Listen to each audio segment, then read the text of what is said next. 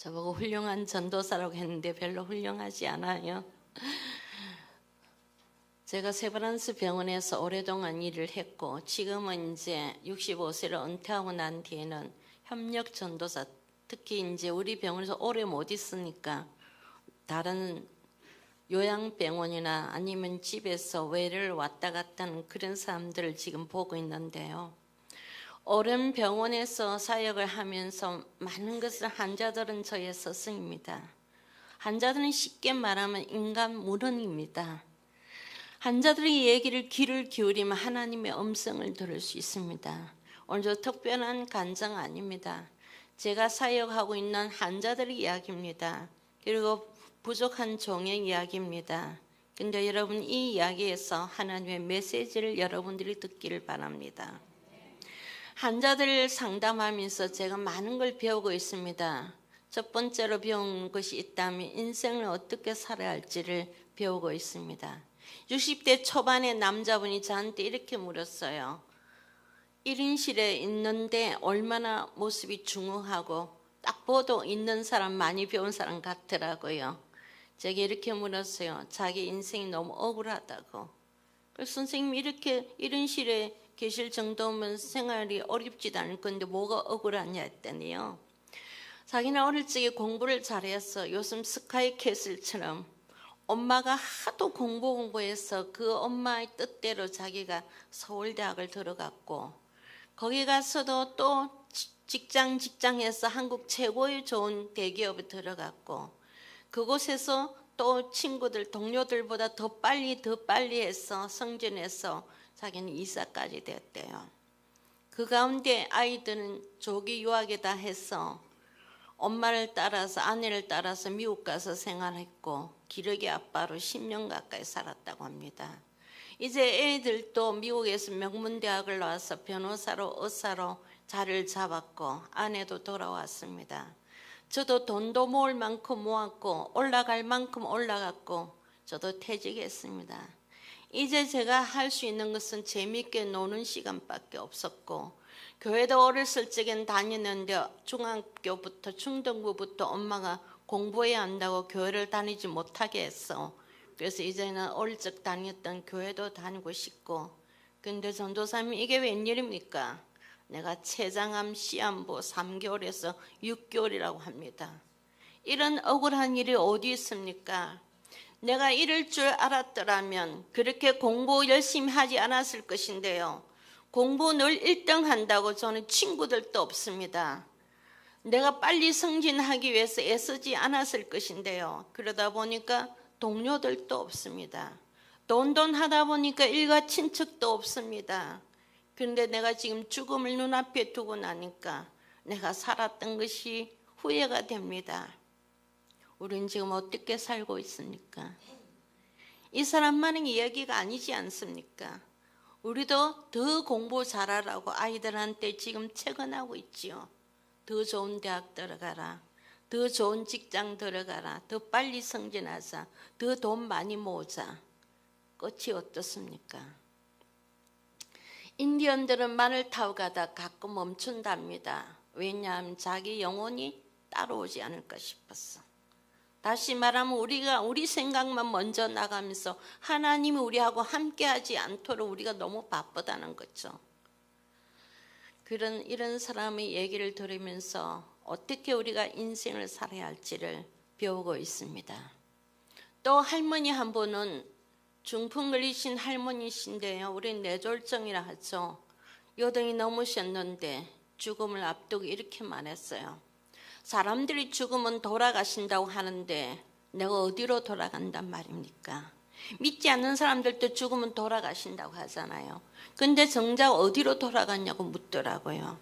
우리는 어디서 와서 어디로 돌아가는 거 알고 있습니다. 근데 안 믿는 사람들은 알지도 못하면서 그냥 돌아가셨다고 해요. 그리고는 천국이 뭔지도 모르고 또 어떤 사람 하늘나라 갔다고 해요. 그 하늘나라가 스카이가 아니잖아요. 천국, 하나님이 계시는 나라를 우리는 하늘나라로 하죠. 근데 그 사람들 예수도 안 믿고 아무것도 모르면서 그냥 하늘나라를 갔다 돌아가셨다 하는데 얼마나 불쌍한 일입니까? 그래서 우리가 예수 믿는다는 건 이 축복인 것입니다.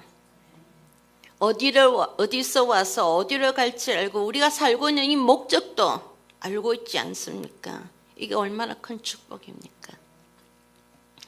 병원에서 또 일을 하면서 저는 또 겸손을 배우고 있습니다.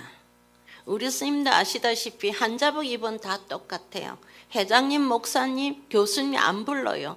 그냥 이름 불러요. 제가 뇌종양 수술했습니다. 그래서 아마 처음 보시는 분들, 그 전에 봤던 우리 목사님은 어떻게 이렇게 많이 변했냐 하게 생각하는데, 물론 세월이 흘려서 제가 올해 67이에요.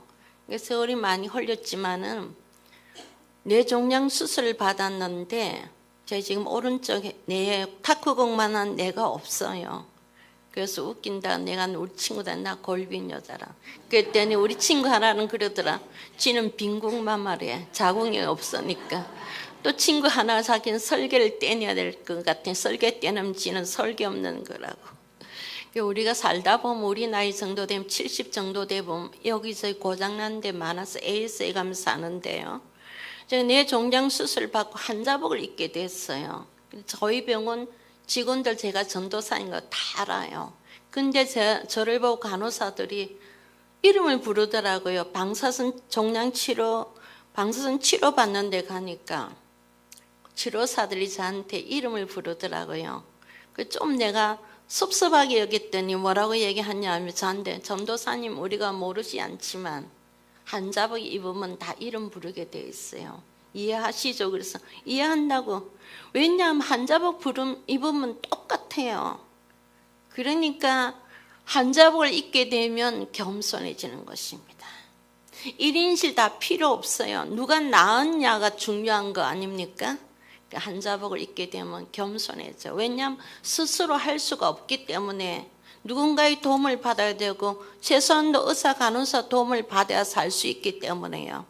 특히 저희 세브란스 병원 오는 분들은 동네 병원이나 큰 병원에서 또 안 되는 그런 중한 환자들이 오니까 더 다른 사람의 도움을 많이 받아야 되니까요. 겸손해집니다. 그리고 저는 또 환자들을 통해서 감사를 배우고 있어요. 특별한 것에 감사하지 않고 우리가 느끼고 있는 사는 이 소소한 모든 것들이 감사하다는 것을 저는 알고 있습니다. 저는 재활학과 진로부 전도사라서 저는 원목시에서 뽑은 게 아니고 93년도에 재활학과 의사들이 저를 뽑아줘서 재활병원에서만 저는 일을 했기 때문에 다른 환자들보다 재활병원 환자들만 보고 있습니다. 근데 예전엔 제가 처음 들어갈 때는 아이들도 소아마비가 있었고 그 다음에 제가 왜냐면 재활학교 선생도 10년 겸해서 했기 때문에 지금은 뇌성마비 아이들 지금은 사고나 교통사고나 당하는 사람보다 암으로 재활병원에 오는 분들이 굉장히 많아요. 제일 눈에 띄는 환자들이 절단 환자들입니다. 두 손이 없는 할아버지가 이렇게 많았어요. 제가 일하는 거 무척 싫어했습니다. 공장일 다녔대요. 그래서 언제 일 좀 안 하고 살까 그래 생각했는데 전도사님 제가 기계에 두 손이 딸려들어 두 손을 잃었습니다. 다시 손이 주어진다면 아무리 힘든 일 아무리 굳은 일이라도 할 수 있겠는데요. 그러면서 손이 있는 사람들 왜 두 손 가지고 일하기 싫어하는지 이해가 안 간다고 했어요. 성경에 읽습니다. 네 손으로 데살로니가 전서에 보면 조용히 일하고 자기 손으로 수고하기를 힘쓰라. 자기 손으로 일을 하라고 성경되어 있어요. 디모데후서에 보면 누구든지 일하기 싫어하거든 먹지도 말게 하라. 손을 주었을 때 이 매니큐치라고 준 거 아닙니다. 일하라고 준 겁니다. 그런데 손이 없는 사람들을 부러워하고 있는 또 절단 환자들이 있어요. 두 팔을 잃은 사람들. 감전사고로 두 팔을 잃은 남자분 한 분이 이렇게 말했어요. 전도사님 저 손 없는 사람들 나보다 낫지 않습니까? 그 사람들은 어수만 끼면 되는데요. 저는 어깨선에서부터 두 팔이 없어졌습니다. 전도사님 내가 이 어수를 끼고 있지만 작동이 불가능합니다. 그런데도 제가 집에서는 안 하는데 외출할 때는 내가 하고 나갑니다. 이 무거운 것을. 그러면서 하는 말이 제가 이 두 팔이 없이 나가면 다른 사람들이 쳐다보니까 혐오감을 줄까 싶어서 그들을 위해서 제가 팔을 달고 다니는데 전사님, 저는 아내 없이는 아무것도 할 수 없습니다. 아내가 밥을 떠먹여줘야 하고 화장실 가면 아내가 따라가서 제 바지를 내려주고 제 뒤를 닦아주고 바지를 올려주고 제 아내가 그림자처럼 저를 따라다니면서 도와주고 있는데, 근데 전도사님, 제가 이 아내를 다시 안아줄 수 없는 몸이 되었습니다. 두 팔이 있을 때 열심히 아내를 안아주지 못했던 것이 후회가 됩니다. 우리 두 팔 달려 있잖아요. 이렇게 벌리고, 예수님도 이렇게 벌리고 있잖아요. 다 오라는 뜻입니다. 안아주시는데 사용되는 팔이 되시기 바랍니다. 밀어내지 마시기 바랍니다. 절단의 아픔을 가지고 살아가는 사람들 가운데 다리가 없는 사람들도 있습니다. 다리가 없는 사람들 저한테 이렇게 말합니다. 다리가 못생겼으면 어떻습니까? 다리를 좀 젊으면 어떻습니까? 의족이 아닌 자기 다리로 걸어다닐 수 있는 사람들이 부럽습니다. 제가 오른쪽 뇌를 이제 수술하고 나니까 이 오른쪽은 운동신경이에요. 그 왼쪽이 좀 힘드니까 잘 넘어져서 잘 다쳐요. 그래서 계단 같은 거 무서워하는데 사람들이 다리 없는 사람들이 나보고 그래요. 그거 다치면 좀 어떠냐? 전도사님 다리 아니냐? 그러면서 그들은 일어서고 걸어다닐 수 있는 사람들 다리만 보인대. 자기들은 걸어다니는 사람 다리만 보인다고 했어요. 우리 지금 그 다리 가지고 있습니다. 그들이 그토록 좋아하는 그 다리를 우리는 두 다리 다 가지고 있습니다. 이 다리가 지금 우리가 뭐 하고 있습니까? 난 열왕기하를 보다가 울었습니다. 사마리아 성이 아람 군대에 이렇게 포위가 됐을 때, 다 이제 포위대가 굶어 죽게 됐을 때, 이 성 밖에 있던 나병 환자 4사람이 아람 이래도 죽고 저래도 죽으니까 아람 군대에 가서 뭐 먹을 거 있나 하다 보니까 아람 군대 군인들이 다 이렇게 어디를 가버리고 없고 그럼 먹을 것이 있었어요. 그걸 먹다가 한 친구가 이렇게 말했어요. 우리가 이렇게 우리끼리만 먹을 게 아니다. 이 아름다운 소식을 오늘 우리가 전하지 아니하면 우리에게 해가 있을까 하노라. 그러면서 그 성으로 여러분 상상해 보세요. 그 성으로 이 나병 환자들이 우리처럼 그럴 수도 없어요. 제가 재활병원에 있기 때문에 나병 환자들, 절단 환자들이 많이 오는 거 보는데 이 발이 뭉그러졌어요. 그러려면 얼마나 힘들겠어요. 얼마나 나병 환자들 구약시대에 버림받고 얼마나 손가락질 받았어요. 가까이도 할 수 없는 그런 부정탄 환자들이지만 그 성한 사람들, 자기들을 무시했던 그 잘난 사람들, 성 안에 있는 사람들, 그 사람들에게 이 밖에 나가면 먹을 것 많고 아람 군대가 없다는 이 기쁜 소식을 알리기 위해서 그 다리를 쩔뚝거리면서 다리를 끌고 가는 그 광경을 생각하면서 제가 울었어요. 여러분 성경도 그냥 읽지 마시고 상상을 하면서 읽으면요 엄청 감동이 와요. 저 나병 환자들이 부정 탔다고 지나가면 쳐다도 안 보던 그런 사람들이 이 기쁜 소식을 알리지 아니하면 우리에게 해가 될까 하노라. 빨리 이 기쁜 소식을 알려야 된다고 그 누더기를 입고 다리를 끌고 가는 그 모습을 상상해 보십시오. 우린 지금 두 다리 다 붙어 있어요. 그런데 이 다리 가지고 우리 아름다운 소식을 전하기 위해서 얼마나 애썼습니까? 그런데 절단의 아픔을 가지고 살아가는 사람들 힘들지만 이 다리 없는 사람들 쳐다보면서 부러워하는 또 다른 환자들이 있습니다. 어떤 사람들이냐 하면 하반신 마비되신 분들입니다. 요즘 허리 디스크로 수술 많이 하시던데요. 함부로 수술하지 마시기 바랍니다. 저희 세브란스 병원 재활병원은 치료하다가 안 되면 마지막으로 하는 게 수술입니다. 근데 동네 병원에서 허리 아픔 디스크 수술해야 된다. 수술해가 잘못되고 하반신 마비되고 오시는 분들이 너무 많아요. 하반신 마비되면 여러분 일어서 걸을 수 없고 말 그대로 하반신 아래쪽에 감각이 없는 것입니다. 평생을 휠체어를 타고 살아야 돼요. 그래서 그들은 제게 이렇게 말합니다. 선생님 저 다리 없는 사람들 저 환자 아닙니다. 저 사람들 나이롱 환자들입니다. 저 사람들 목발 짚고 의족 신고 좁은 길도 다닐 수 있고 계단도 오르낼 수 있는데 전상 우리는 아무리 좋은 곳이라더라도 그곳이 교회라고 하더라도 우리는 휠체어가 들어갈 수 없으면 못 갑니다. 전도를 하면 뭐해요? 휠체어를 타고 들어갈 수 있는 교회가 얼마나 되느냐고 하는데요. 제가 98년도에 노원구에 있는 순복음교회 집회를 갔는데 담임 목사님이 유재필 목사님인데 세상에 그 시절에 얼마나 장애인 시설이 잘 돼 있었던지요. 그 당시 노원구가 굉장히 못 사는 동네였어요. 지금 아파트 많이 들었었던데 그래서 목사님한테 이렇게 물었어요. 어떻게 이렇게 좋은 교회를 이 건물을 지었느냐고, 장애인들이 이렇게 어떻게 많이 올 수 있었냐 했더니 그 유 목사님 하시는 말씀이 우리 빚져가지고 지은 교회입니다. 그래서 내가 그날부터 집에 와가지고 하나님 노원 순복음교회 빚 좀 갚아달라고 기도했어요.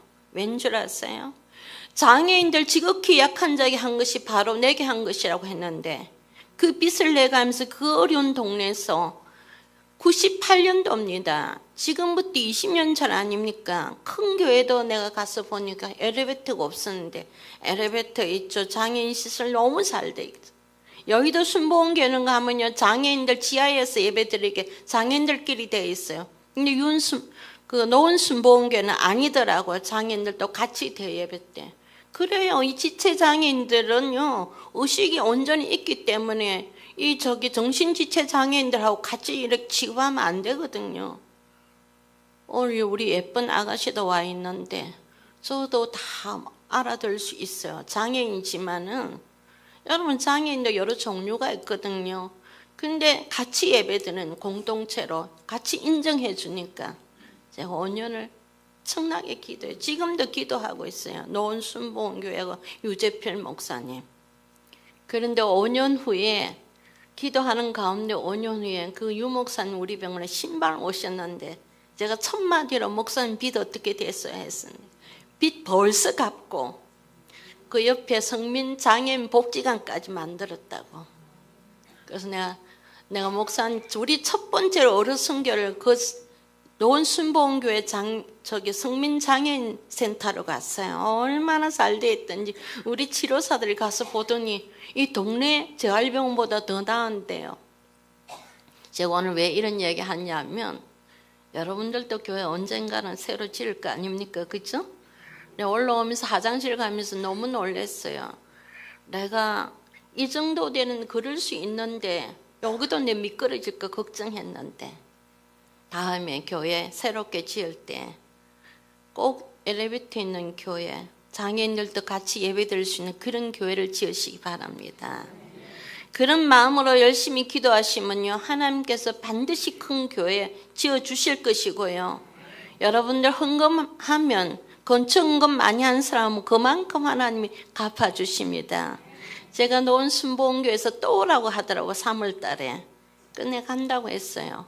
최고로 내가 많이 간 교회가 부산에 있는 수영로 교회에 내가 4번을 갔는데 노원 순복음교회는 이번에 가면 4번째였죠. 그랬더니 한 번만 더 오라고 그래서 5번 최고 내가 기록 세우겠다 했어요.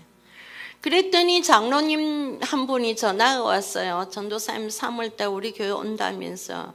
그래서 장로님이 하시는 말씀이 전도사님 우리 교회 와서 교회 헌금 많이 한 사람들 축복해 준다 했는데 저요 하나님 많이 축복해 주셨습니다. 그러면서 오면 저랑 같이 식사하자고 하더라고요. 그래서 저는 밥은 절대 안 먹는다고.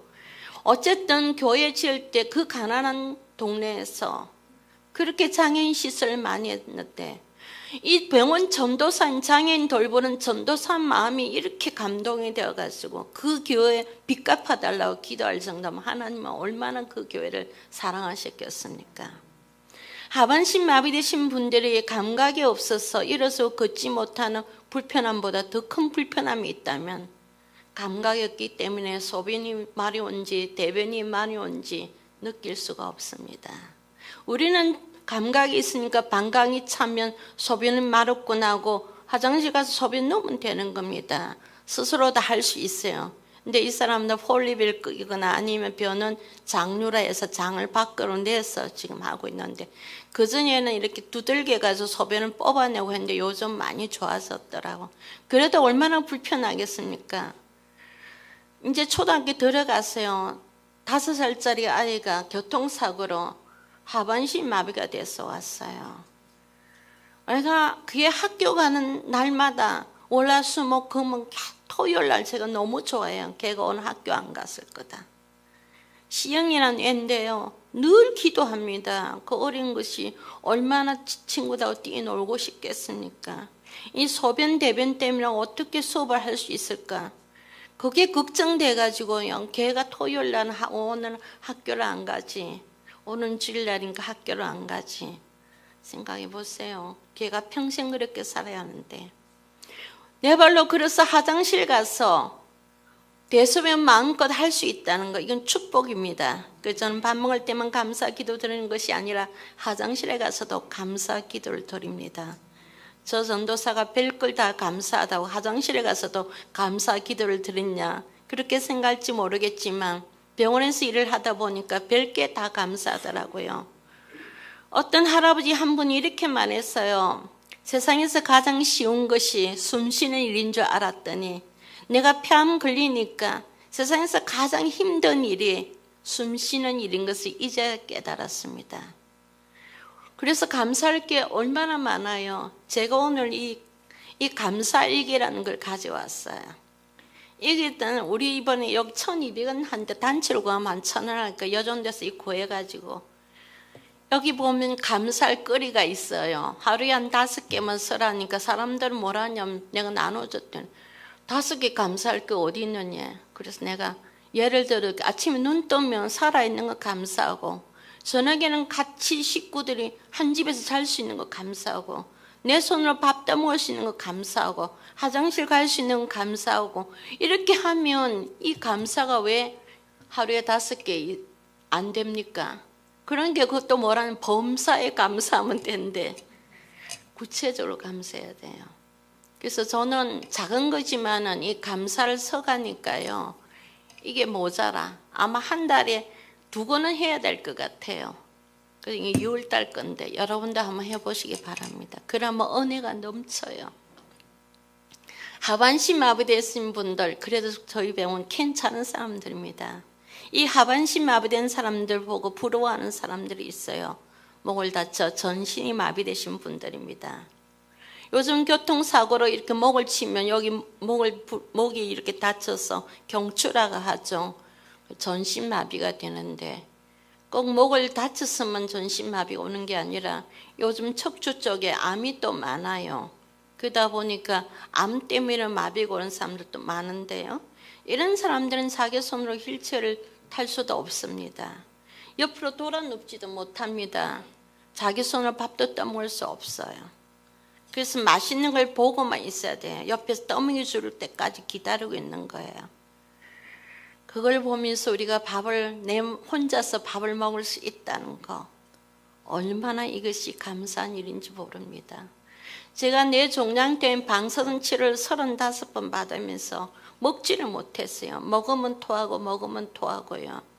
저도 그때는 빨리 토요일이 돼서 치료 월요일부터 금요일까지는 방사선 치료를 받는데 토요일 주일은 쉬거든요. 얼마나 기다렸는데 언제쯤 끝나나 매일 가입표를 칠해가면서 달력에 그 방사선 치료를 받는 동안 제가 2번 실려서 응급실에 갔어요. 밥맛이 하나도 없어요. 아무리 좋은 걸 갖다 줘도 먹지를 못하겠더라고요. 먹으라는 소리가 짜증이 났어요. 그때 여러분 제가 회개했습니다. 내가 말 쉽게 환자들한테 먹으라고, 먹어야 산다고, 감기도 안 먹으면 죽고 암도 먹으면 산다고 그렇게 큰 소리를 쳤는데요, 본인 몸 아니라고 남의 일 쉽게 말할 수 있잖아요.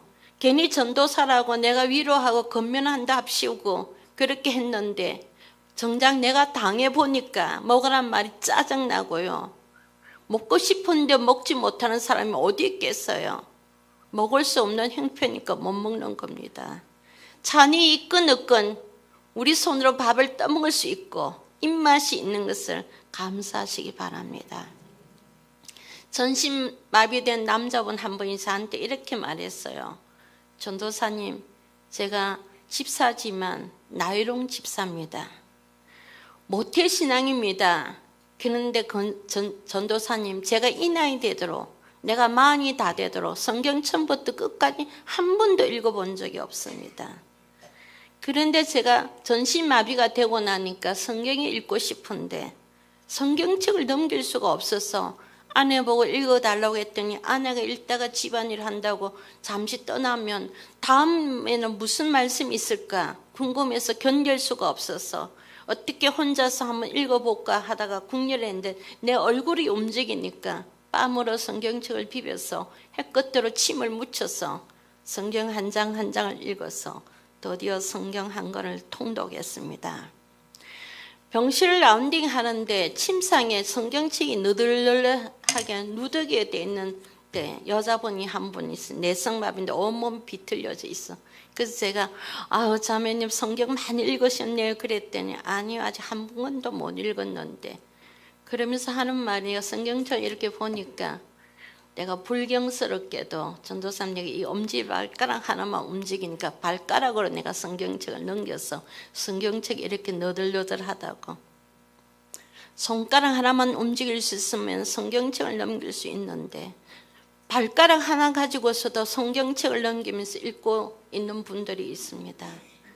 우리가 얼마나 성경을 많이 읽고 있습니까? 저희 언니가 교회 권사예요. 대구에 있는데요. 어릴 적부터 눈을 다쳐가지고 한쪽 눈이 잘 안 보여요.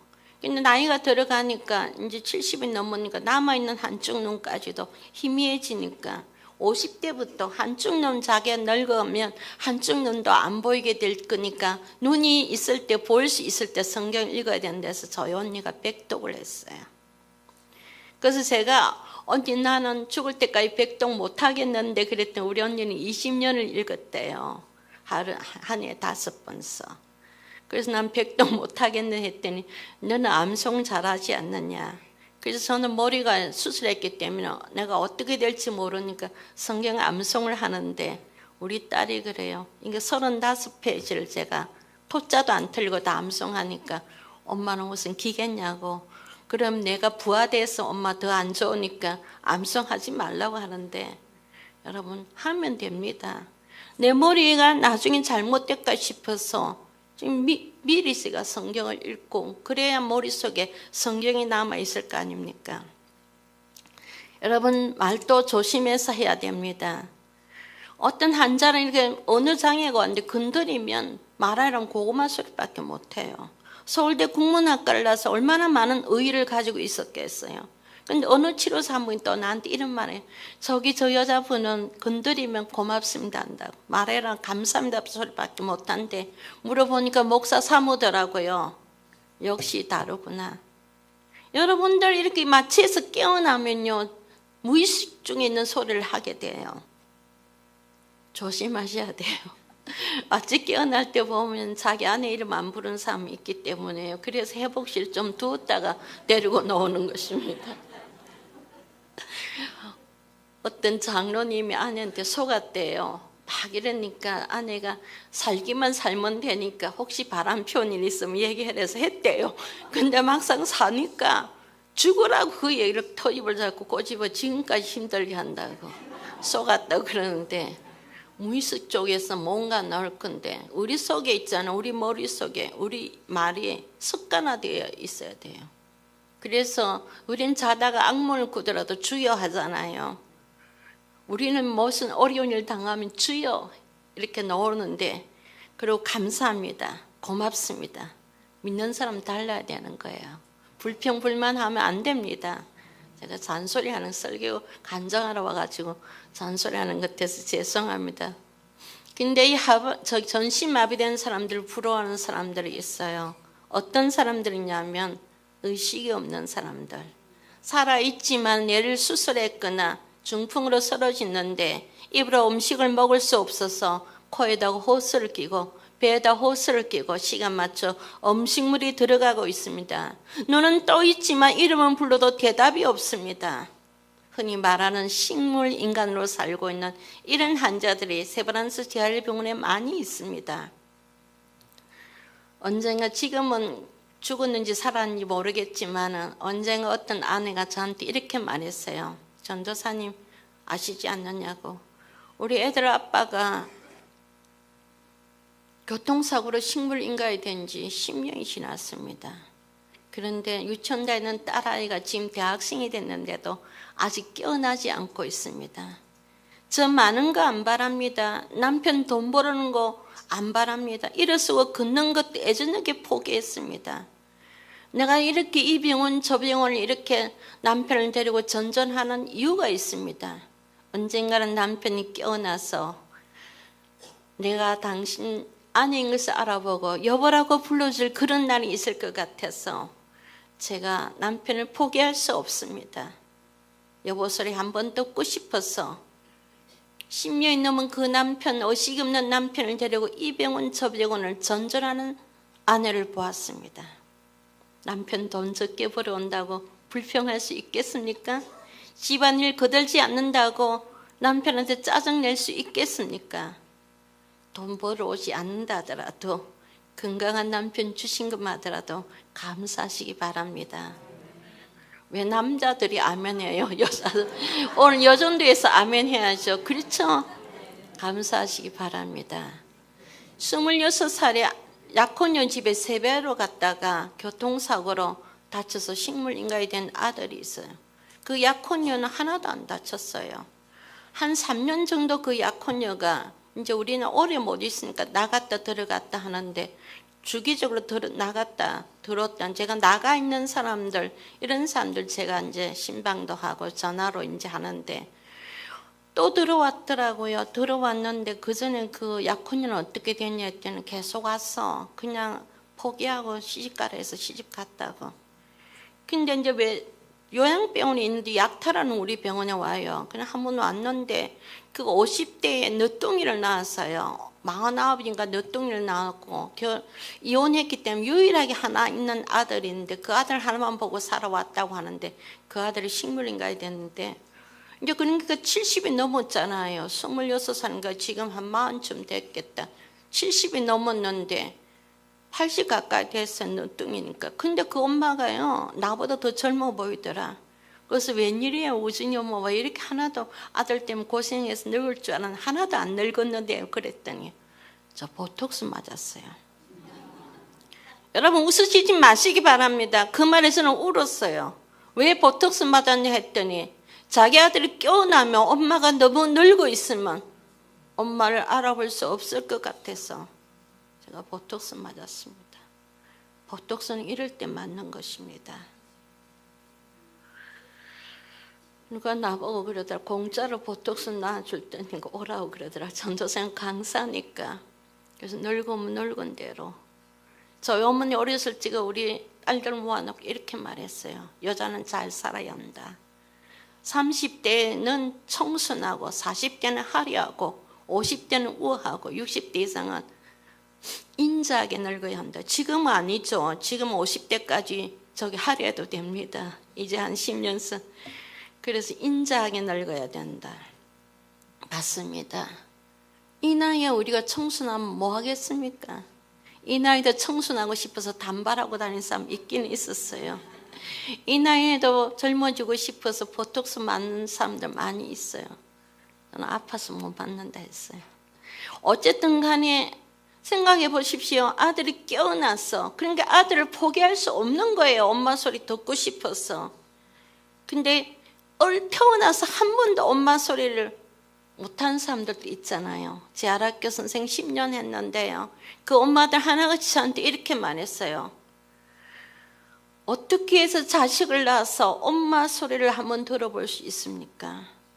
내가 이 자식을 힘들게 키우지만 평생 난 이 아이 입에서 엄마 소리 한번 못 듣고 죽을 것입니다. 선생님 우리 바라는 거 아무것도 없습니다. 우리 아이보다 하루 더 사는 게 우리 소원입니다. 저 아이 묻어놓고 편안하게 눈 감고 죽겠습니다. 내가 먼저 죽으면 저 아이 어떻게 됩니까? 5학년짜리 딸아이가 죽었어요. 어린아이 장례식 별거 아닙니다. 그냥 예쁜 옷 입혀가지고 간 뚜껑 닫고 가서 화장막에 가서 태우면 끝이에요. 근데 이제 우리 5학년 아이가 죽었으니까 1학년, 2학년도 없어요. 똑같아 재활학교는. 연세 재활학교 아이들하고 선생님들하고 학부모들하고 같이 가가지고 이제 그 빈소도 없으니까요. 영안실에 가가지고 제가 이제 마지막으로 기도하고 뚜껑 닫으면 장례식 끝이에요. 제가 엄마들하고 아이들 있는 데서 기도를 했어요. 하나님, 이 아이가 이 세상에 힘든 천사로 와가지고 많이 힘들게 있다가 이제는 편안한 천사로 하나님께 갔습니다. 이 아이가 세상에 태어나서 거짓말 해본 적도 없고 나쁜 생각 해본 적도 없습니다. 이 아이 키운다고 고생한 엄마 하나님께서 갚아주시고 이 아이 형제가 더 잘 되게 해주시고 이 다음에 우리가 이 아이를 천국에서 만날 수 있게 우리 모두를 정결케 해달라고. 그리고 이제 아멘하고 기도가 끝났어요. 어떤 엄마가 만세하고 소리를 치는 거예요. 자식 죽은 집에 가서 만세가 뭡니까? 어떤 엄마는 또 할렐루야 하더라고요. 그런데 여러분, 우리는 그 뜻을 알았어요. 이제는 아이도 엄마도 이제는 편안해졌다고, 이제 하나님께 갔으니까. 어떤 엄마는 하도 그 아이가요 자폐아 있는데 너무 힘들게 했어. 나도 그 아이가 감당을 안 됐어요. 다른 애들 가르치려고 하면 뒤통수를 막 때리고 그래요. 나도 모르게 손이 올라가요. 너무 아프니까. 그래서 내가 교장선생님한테 저 안 할래요. 내가 우리 애들 사랑하는 줄 알았더니요, 얘가 한수가 때리니까 나도 모르게 손이 올라가 걔 때릴 뻔했어요. 내가 이런 마음 가지고 애들 못 가르친다고 저 그만하겠다 했더니, 그래도 다 그렇대. 많이 아프면 자기들도 손이 올라간대요. 그 엄마가 하도 힘들어서. 그래서 내가 엄마 이 한수하고 다른 애들하고 바꾸면 좋겠지 그랬더니, 100을 가져오더라도 1000명을 준다도 나는 우리 애하고 안 바꿀 것입니다. 하나님의 음성을 들었습니다. 우리가 다른 사람보다 잘나서 하나님 자녀된 거 아닙니다. 못났지만 장애아이 같은 우리지만 하나님 택해 주시기 때문에 잘난 사람들하고 우리 바꾸지 않습니다. 하나님 자식이기 때문에요. 그래서 제가 그 엄마 얘기해서 하나님 음성을 들었어요. 우리가 얼마나 축복받은 존재입니까? 우리 비록 그 장애아이처럼 우리 다 장애가 있죠. 영적인 장애가 다 있는데도 하나님 우리 그냥 자기 자식이니까 우리하고 어떤 누구하고도 천하보다도 귀하다고 했어요. 얼마나 우리가 좋은 축복받은 존재입니까? 이런 사람들한테 제가 물어봐요. 당신들 팔다리 붙어 있었을 때, 일어서고 그럴 수 있었을 때, 먹고 마시는 거 불편하지 않았을 때, 여보라고 불러주는 아내가 있었을 때, 남편이 있었을 때 행복했느냐고 물어보면 하나같이 이렇게 말합니다. 그때는 그것이 얼마나 행복인 줄 몰랐죠.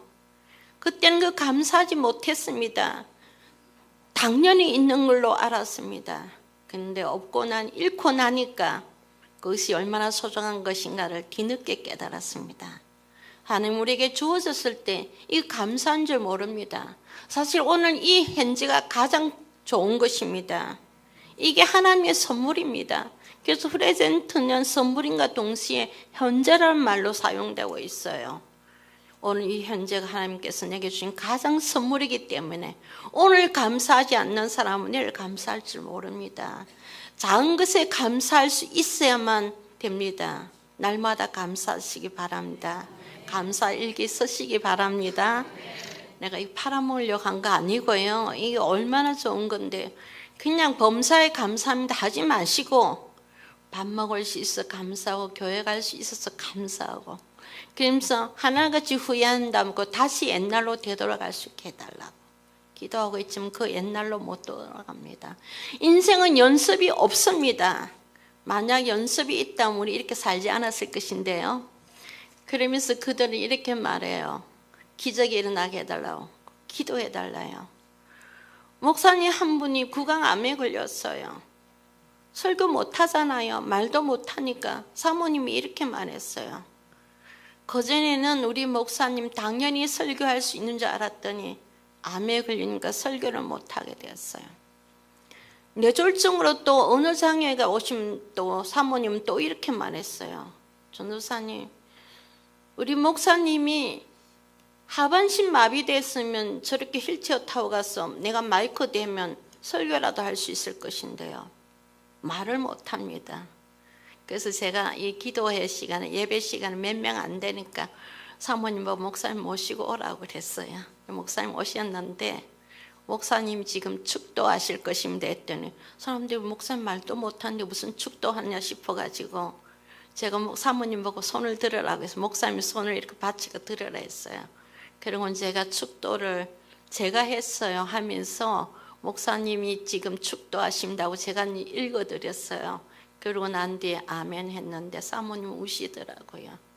전사님이 이렇게까지 해줘서 너무너무 고맙다고.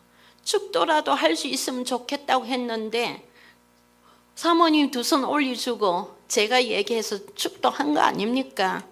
환자들 그날 울었어요. 저도 울었고 사모님도 울었고요.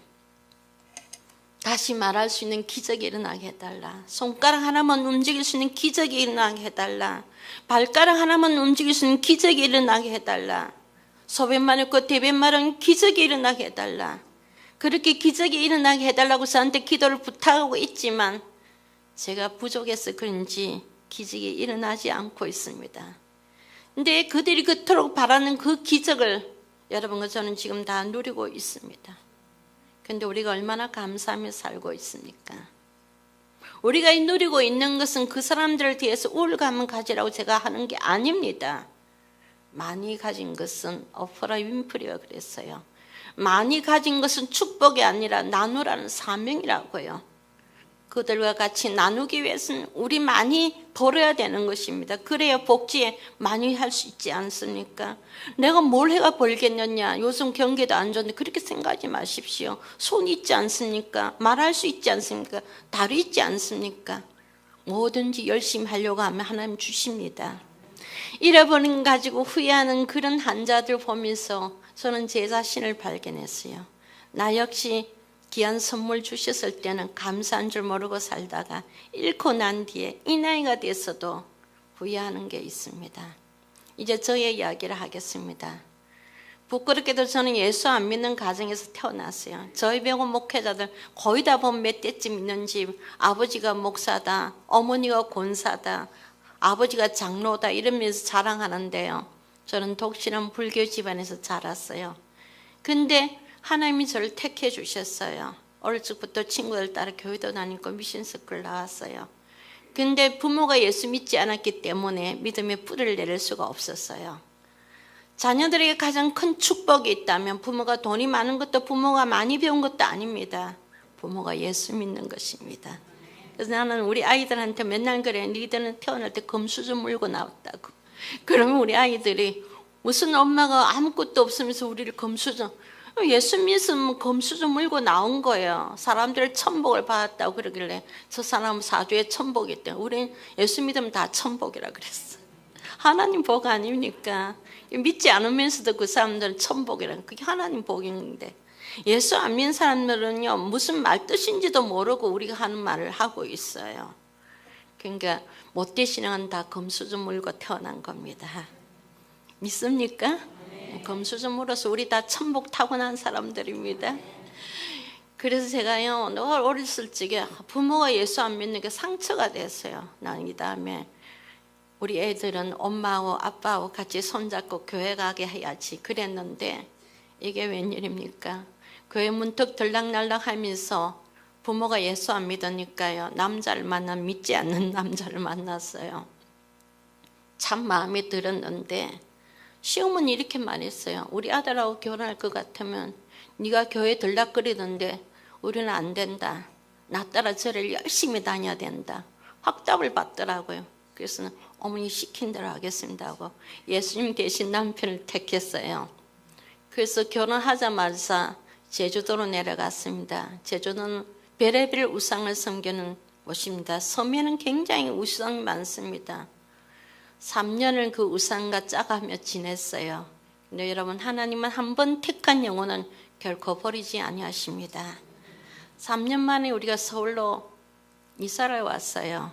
서울 가면 우리 어디가 살까? 저희 삼촌이 제 삼촌이 반포에 있었는데 반포 갈까 했더니 어디서 들었는지 소리 있는 친구들한테 물어봤든지 남편이 그거 비싼 동네라서 안 돼.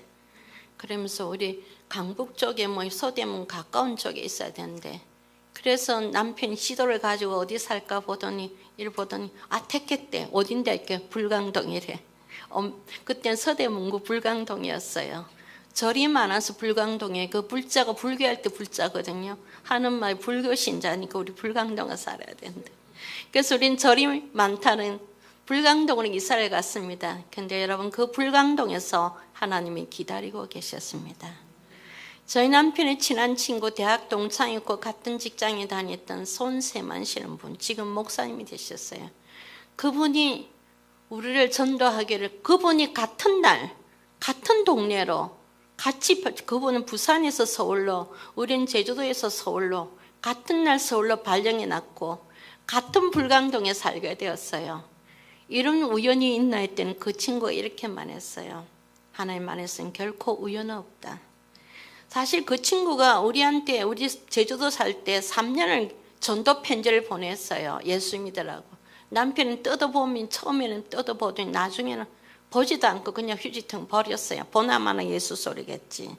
그랬는데 우리는 그들의 전도 편지를 휴지통에 버렸지만 하나님은 그들의 기도를 버리지 아니하셨어요. 3년을 기도했더니 하나님은 우리를 자기들 앞에 밥상으로 차려놨다는 거예요. 우리 보고 너희는 우리 밥이라고 그랬어요. 그러면서 전도를 하기 시작했는데 남편이 넌더리가 난다고 했어요. 세마네가 어디까지 쫓아와서 예수 소리 한 줄 알아? 내가 이리저리 피해 다니는데 세상에 화장실에까지 와서 예수 소리를 한대. 오줌 눌 땐 도망도 못 가. 그 소리 들어야 한다고. 그러다 80년 6월 15일이 됐어요. 그 친구가 다니는 불광동 은강교에서 믿지 않는 사람들 초청, 그 당시는 총동원 전도주의라 했어요. 그날이 있다면서 우리 보고 교회 한 번만 가달래. 남편은 안 된다. 나는 제사 때문에 못 간다. 나는 불효할 수 없다 했더니 제사 지내도 괜찮대. 그러니까 남편이 나는 술 담배 못 끊는다. 술 담배 하고 나오라고. 그러니까 남편도 아니 나는 일요일 날 늦잠 자고 싶은데 그랬더니 늦잠 자도 괜찮다고. 그리고 아이들들 놀러 가고 싶대. 놀러 가라고. 늦잠 자고 싶거든. 난 저녁 예배 나오고 놀러 가고 싶으면 일부 예배 나왔다 가고. 헌금하기 싫으면 하지 말고 술 담배 하고 일단 나오라고. 여러분 이거 하지 마라 저거 하지 마라 하면 교회 나올 사람 아무도 없습니다. 이거 하라 저거 하라도 하지 마십시오. 그냥 무조건 데리고 오세요. 그럼 누가 책임져 주십니까? 목사님이 책임져 주세요. 일단 데리고 오면 목사님이 책임져 주세요. 다 된다고 하니까 그냥 조건 없이 다 해도 되니까 나오라니까 어쩔 수 없이 핑계를 댈 수 없어 나왔어요. 나왔는데 저는 이렇게 교회를 다녔기 때문에 찬송가도 같이 따라 부를 수 있고, 근데 남편은 앉아니까 1시간 앉아 가시방석이에요. 근데 여러분 저 초청주일날에 가서 보면요 참 센스 없는 교회가 많아요. 복음성가 부르면요 새로운 나도 어떤 데 따라할 수 없는 그런 걸 찬양 인도를 하더라고요. 마포구에 가면 성강감리교회가 있어요. 아마 100년 된 교회일 건데 그게 초청주일날 내가 강사로 갔는데 세상에 만남을 부르더라고요. 따라 다 부를 수 있잖아요. 따라 부를 수 있는데 참 센스 있는 교회다. 그러기까지는 안 하더라도 나 같은 죄인 이런 건 교회 안 다니는 사람 다 할 수 있어요. 그 다음에 축복성 있잖아요. 할 수 있는 그런 건 두지 뭐 우리도 따라하기 힘든 그런 거 합니까? 그러니까 남편이 막 힘들어서 어쩔 줄 모르는데 나는 찬송을 부르고 성경도 찾아주고 했는데 한번 나오더니 다시는 안 간다는 거죠. 자기 싫다는 거 자존심 상하고 그러면서 안 간다고. 근데 이름을 이렇게 적어놓고 친구가 잽싸게 이름을 적었어요. 그 중간에는 나는 뭐 그 교회 처음 나갔으니까 널그수리한 지금 생각 전도사님인데 아줌마하고 젊은 여자들이 몇 명이 가방을 들고 와가지고 나 허락지도 않는데 우리 집에 떡 들어와가지고 예배를 드리더라고요. 그러면 달걀을 한 판 두고 갔어요. 그래서 저녁에 남편이 왔어. 교회에서 와가지고 내가 부탁도 안 했는데 무슨 예배를 드리고 그러고는 이 달걀을 두고 갔다 그랬더니 남편이 먹지 말라고 그러더라고요. 먹으면 교회 가야 되니까 부담은 먹지 말라더라고. 근데 이제 금요일쯤 되니까 안 되겠다 싶었던지 일단 먹고 보자. 그래서 먹었어요. 먹은 것 때문에 어쩔 수 없이 그 주간은 교회를 갔어요. 근데 이제 또 이제 데리러 오면 매일 데리러 와서 주일날마다 데려오면 핑계를 댔어요. 오늘 손님 와서 못 간다. 그러면 너희들 못 가면 너희 애기라도 업고 가자. 그래서 우리 애기가 업혀 갔어요. 그럼 그 애기 데리러 또 내가 가야 되잖아요. 전도할 때는 이렇게 극성스럽게 열심히 해야 되는 것입니다. 얼마나 우리가 많이 이렇게 모욕적인 얘기까지 했어요. 자존심 상한 얘기 얼마나 많이 했는데, 근데 우리를 끝까지 포기하지 않더라고요. 남편이 물었어요. 너희들이 우리를 교회 데려가 무슨 프레임이 있느냐, 돈이 생겼냐, 밥이 생겼냐 했더니 그 친구가 이렇게 말했어요. 돈이 들어간다고. 아마 새신자 전도하고 나면 돈이, 근데 뭐 때문에 우리를 이렇게 억척이 데려다니냐 그랬더니, 내가 좋아하는 예수님, 내가 너를 제일 사랑하기 때문에 너한테 꼭 주고 싶다.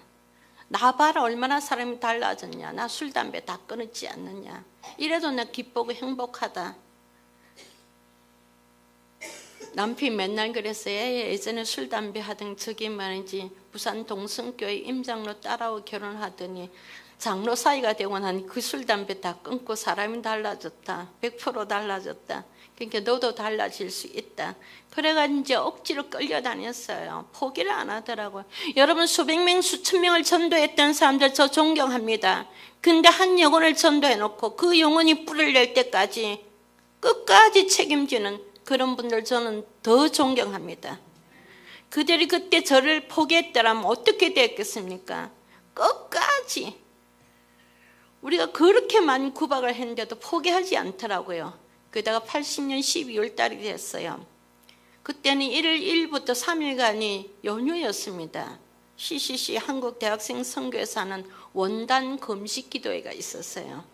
그때 그 친구를 따라서 금식 기도인지 뭔지 모르고 남편 따라갔어요. 가서 김준곤 목사님의 로마서 강의를 들으면서 의인은 하나도 없나니 우린 다 죄인인데 예수 그리스도를 통해서 의인할 칭함을 입게 됐다는 그 말씀을 들으면서 남편이 복음의 진리를 깨닫게 되었어요. 복음의 진리를 깨달으니까 사람이 달라졌어요. 집에 오면서 뭘 하냐면 와가지고 너 저기 구원의 감격이 있느냐, 구원 받았냐 묻대. 무슨 당신이 어디 뭐 구원파 갔다 왔느냐 그랬더니 복음의 진리를 네가 진짜 알고 교회를 다니느냐. 그러면서 얘기를 하면서 자기는 교회 다니는 사람 너무 싫어했대요. 그러니까 TV 너무 뭐 목사들이 어쩌고 막 하잖아요. 교회 너무 싫어했는데 자기는 교회 안 다니도 죄 안 지니까 자기는 얼마든지 그 사람들만 천국이 있다면 갈 수 있다고 생각했는데 가서 가만히 성경을 읽게 설교를 듣다 보니까 3일간 들었을 거 아닙니까? 세상에 죄 안 지는 사람 없다. 우리는 이미 욕심의 DNA가 있기 때문에 욕심이 있는 사람은 다 죄인이다. 그러면서 남편이 뭘 깨닫냐면 자식이 부모를 모르면 불효자신 것처럼 사람이 우리를 창조하신 하나님을 모르는 그게 가장 큰 죄구나. 그걸 깨닫고 난 뒤부터 남편이 달라졌어요. 이양지 예수 믿을 거 제대로 믿자. 오늘 혹시 여기 경상도 남자분 계시면 용서해 주시고 들으시기 바랍니다. 경상도 남자분들 전도하기 참 힘들어요. 가부장적이라서 고집 세고. 근데 한 번 또 예수 믿었다 하면 또 달라져요. 그래서 경상도 남자 목사들은 보면 목회를 잘해요. 왜냐하면 성격이 있잖아요. 완전히 화끈하다니까. 달라지는데 어떻게 달라지냐 하면 이렇게 말하더라고요. 어디서 들었는지. 믿음은 더러움에서 나온다고. 예배 빠지지 말자고.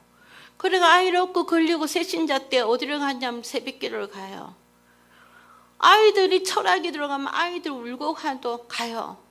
그때는 우리 모자실이 없었어요. 그래서 나는 아이고 나 수요 예배 안 갈래. 애들 떠들고 하니까 사람들 눈치 보인다 했더니 나를 마당에서 애들하고 놀아래요. 그리고 자기는 들어가서 예배 드리고. 그래서 내가 무슨 이렇게 마당에 교회 마당에 와서 노느냐. 애들 때로 집에서 놀던지 하지. 그랬더니 남편이 사무엘이 기도하려고 성전문만 들어가면 이미 하나님이 그 마음을 받아줬다고. 교회 문턱만 넘어서면 네가 애들 데려와 교회 문턱만 넘어서면 하나님 네 마음이 예배 드리는 걸 받아준 거라고. 교회 안에 들어가서 딴 생각하고 있는 것보다 그래도 애들 데리고 예배 드리고 싶어 온 이 사실만 하더라도 하나님은 이미 네 예배를 받아줬다고. 그래서 저는 교회 마당에서 애들 데리고 많이 놀았어요. 그러면서 이제 신앙생활 시작했는데 남편 때문에 끌려다니다시피 하면 새벽기도 가고 철학기도 가고 마당에서 놀고 11조는 당연히 한 줄 알았어요. 우리를 전도한 사람이 우리를 제대로 교육을 가르쳤어요. 새신자는 전도한 사람 신앙만큼 잘합니다. 새벽기도 당연히 나가는 줄 알았어요. 철학기도 당연히 가는 줄 알았어요.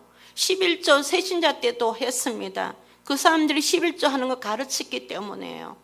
그랬는데 다니다 보니까 우리가 그토록 되고 싶었던 집사도 되었어요. 내가 여전도 임원 얼마나 되고 싶은지 아세요? 처음에 여전도 임원 투표를 하는데요, 내가 총학회장까지 했는데 나를 있잖아요, 아무 한 명도 안 찍어줘. 그런데 이제 임원단에서 나를 이렇게 부회계를 시키더라고요. 얼마나 기뻤던지. 남편한테 전화 그래서 오늘 나 교회에서 내가 간부 됐다고. 뭐가 됐냐 했더니 몰라, 여전도의 사람들이 나를 부회계 하라고. 그리고 내가 구역장 너무 되고 싶었어요. 왜냐하면 우리 구역 할머니가 성경도 제대로 못 읽더라고요. 떠덕떠덕한데 답답해 죽겠는데, 나는 성경을 잘 가르칠 수 있겠는데 왜 나는 맨날 건찰만 시키냐, 건찰이 뭐하냐 했더니 이제 구역장 말씀 전하기전 애들 안 치고 떠들면 이렇게 그하고, 그래서 내가 구역장 되고 싶어. 그리고 구역장이 됐어요. 여전도 임원도 되고 성경 공부도 많이 했어요. 제가 암송을 잘해가지고요, 여전도 연합회, 서울시 여전도 연합회 우리 통합청인데 나가가지고 검상 받았어요, 전국대회에서. 그리고 성경 퀴즈 너무 잘하니까 우리는 노예에서 1년에 한 번씩 여전도 연합회에서 성경 퀴즈 대회가 있어요. 제가 항상 잘한 저 사람 출전 정지를 시켜요. 그러면서 성경 공부 다 다니죠. 11조 잘하죠. 감성금 하죠. 예배 빠지지 않고. 목사님의 교인들이 저를 얼마나 신앙 좋은 사람 봤겠습니까? 천만에요. 교회 잘 다니는 모범생이었지 신앙은 모범이 아니었습니다. 내 마음에 자고하는 마음이 생겼어요. 이 정도 이제 교회 다녔으니까, 이 정도 인도 성경도 알았으니까, 이 정도 직분을 맡았으니까 이제 됐다. 그런 자만심이 생기니까 내 속에 교만이 삭터더라고요. 악한 영이 저를 괴롭혔습니다. 남편을 유혹했어요. 새벽기도 철학기도 꼭 가야 하느냐? 당신 직장에 가가지고 일해야 되는데 가서 졸고 있으면 어떻게 할 거냐? 덕이 안 된다. 새벽기도 가지 말자. 철학기도 가지 말자. 철학기도 가니까 어떤 장로님 안 보였어. 어떤 권사님은 잠만 자고 있어서. 남편은 나보고 그래. 네가 목사냐? 뭐 때문에 온 사람 안 온 사람 챙기고 있냐? 뭐 때문에 자는 사람만 보느냐? 나는 누구도 왔고 누구도 깨서 열심히 하던데. 여러분, 긍정적인 사람은요 좋은 것만 봐요. 부정적인 사람은 단점만 보여요. 저희 남편, 난 항상 그랬어요. 넌 어떻게 사람 보면 그렇게 단점이 눈에 들어오니? 장점을 보다 없으면 그때부터 단점을 찾아라고. 저희 남편하고 제가 너무너무 차이가 있어요. 그런데도 막 내가 옆에서 이렇게 자꾸 남편을 부추기는 거야. 하와가 아담을 부추기듯이 내가 막 이러니까 남편이 그럼 새벽기도 안 가겠다. 철학기도는 안 가겠다. 그냥 주일날 예배, 주일 오후 예배, 수요 예배까지 가자. 내가 수요 예배도 가지 말자 했어요. 여러분, 예배 드린 것이 무너지면 도미노 현상이 일어납니다. 그러고 난 뒤 남편한테 또 이렇게 유혹했어요. 우리 꼭 11조 해야 되느냐? 11조 하지 말자. 만약 11조를 자꾸 고집하면 나 당신네 집에 보낸 생활비 끊어버릴 거다. 그 남편이 어쩔 수 없이 11조 안 하고, 그 당시 월정헌금이라는 게 있었어요. 그걸 돌려서 집사가 되고 난 뒤에, 그리고 난 뒤에 남편 보고 또 헌금에서 이제 무너지니까 남편 보고 성가대 서지 말자. 주일학교 교사하지 말자. 연말 되면 여전도 임원 안 하겠다. 구역장 안 하겠다. 얼마나 건방을 떨었는지요. 근데 남편은 신실했어요. 그던 남편이 오늘 저한테 자기가 선교사로 가야 되겠다고, 그 무렵 우리를 전도했던 그분이 CCC에 들어가서 훈련을 받고 홍콩에 선교사로 갔어요. 직장 그만두고. 그러니까 그 친구 따라서 자기도 선교사로 가겠대. 그것도 일본에. 절대 안 된다고 했어요. 자기가 서운했다고 그래. 하나님이 당신 필요한다 하더라도 아내 내가 허락지 아니하면 당신 선교사 안 돼. 선교사 가고 싶거든. 이혼하고 가. 그러고 싸우고 있는데 남편이 배가 아프다고 했어요. 세브란스 병원 갔더니 암이었습니다. 직장 암이었어요. 수술 3번 했습니다. 방사선 치료를 40번 넘게 받았는데요. 내가 이번에 방사선 치료를 35번 받으면서 아니라도 남편 몸, 내 몸 아니니까요. 방사선 치료 그만하고 싶은데 또 한 번만 더 해라, 또 한 번만 더 해라. 나중에 우리 서차원 교수님이 나보고 더 하면 장은 방사선 치료 오래 하면 장이 오히려 딱딱해지면 장이 운동이 안 되니까 그냥 포기합시다 했는데 그거 말고는 방법이 없으니까 그런데 내가 40번 이상 해서 수술 3번 했어요. 근데 남편이 낫지 않더라고요. 점점 더 심해가더라고요. 그때 제가 깨달았어요. 주일날 되니까 교회를 못 가게 되었어요. 세브란스 병원에 입원해 있을 때는 그래도 세브란스 병원에 예배 드리고 예배실만 곳곳에 다 성경이고 교회 같은데 다른 병원에 가니까 세브란스 병원 계속 오래 있을 수 없으니까 다른 병원에 가니까 예배 드리는 것도 없고 그래서 우리는요 예배 시간 되면 불광도 은광교회점 문을 열었어요. 꼭 다니엘이 예루살렘 성을 향하여 하루에 3번 기도했던 것처럼 예배 시간 되면 문을 열었어요. 주일 낮 예배 때도 문 열고 주일 저녁 예배 때도 문 열고 수요 저녁 예배 때도 문을 열었어요. 하나님 빨리 나서 우리 아이들 손잡고 남편이 아프니까 아무도 교회 못 가잖아요. 교회 가게 해달라고 기도했습니다. 그때 제가 했던 그 기도를 지금 우리 병원에 환자들이 하고 있어요. 전도사님 내가 앉았던 자리에 누가 앉아 있을까요? 우리 목사님 보고 싶습니다. 우리 교인들 보고 싶습니다. 내 살아생전에 다시 한 번 더 교회 갈 수 있을까요? 어떤 권사님 자기 소원이라고 하더라고요. 자기 죽거들랑 자기 시신아마 교회 마당 한번 밟게 해달라고. 연구차가 그 교회 마당을 한 바퀴 돌고 갔습니다. 오늘 우리가 이 자리에 있는 거 이 축복입니다. 올 수 있다는 이 축복입니다.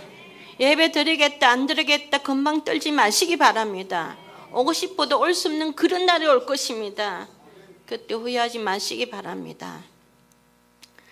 남편한테 예배 드리지 말자고 했던 것 회개했습니다. 또 성가대 서지 말자, 구역장 안 하겠다, 여전도 임원 안 하겠다, 교사 안 하겠다 했는데요. 남편이 아프니까 여전도에서 신방 오더라고요. 구역에서도 신방 왔어요. 성가대에서 신방 왔어요. 내가 가르쳤던 아이들, 남편이 가르쳤던 아이들이 와서 고사리 같은 손을 먹어 하나님 우리 스님 빨리 나서 우리 가르치게 해주십시오. 하나님 우리 구역장 빨리 남편 빨리 좋아져서 우리랑 같이 예배드리게 해주십시오.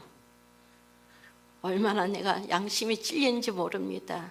나는 하지 말자 안 하겠다 했는데요. 그들은 같이 하자고 하더라고요. 여러분 주의 일 많이 하시기 바랍니다. 하나님께서는 하신 만큼 갚아줍니다. 중보기도 많이 하십시오. 품하십니다. 내가 교회 병원에서 보면 그 사람이 어떻게 신앙생활했고 저 사람이 어떻게 살았는지 한눈에 읽혀서요. 신앙생활 열심히 한 사람들은 찾아오는 사람 많아요. 와서 예배 드리는 사람 많고요. 그냥 주일날만 왔다 갔다 한 사람들은 오는 사람도 없어요. 그리고 여러분 전도할 때 절대로 교회 홍보 오지 마십시오. 나는 병원에서 보면 교회 다니는 사람이 더 교회 홍을 많이 봐요. 물론 목사님들 때문에 우리가 요즘 전도하는데 많이 힘들어요. 근데 여러분 자랑하십시오. 난 우리 교인들한테 맨날 그래. 우리 교회를 자랑해요. 여러분 교회를 자랑하십시오. 여러분 교회 목사님 얼마나 센터를 압니까? 설교도 좋다. 교회 장로님들. 저는요 교회를 자랑해야만 좀 예수님에 대해 잘 몰라요. 그냥 교회만 자랑하고 우리 교회 구경만 시켜주겠다고 데리고 오세요. 처음에 저도요 교회를 갔더니요 우린 통합적 교회인데 한 300명 됐는데 30년 전에 40년 전에 총회장 하는 목사님 무슨 총회장이라고 그래요. 총회장이 뭐냐 그랬더니 우리 교단에서 뭐 대통령감이래.